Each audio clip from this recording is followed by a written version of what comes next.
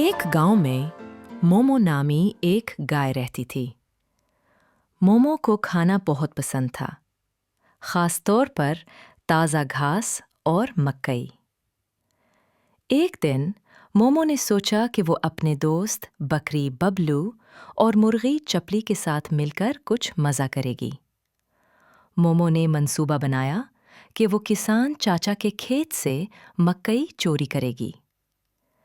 जब रात हुई, तीनों दोस्त चुपके से खेत में पहुंचे। मोमो ने मकई तोड़ने की कोशिश की, लेकिन उसका बड़ा सा सर मकई के पौधों में फंस गया।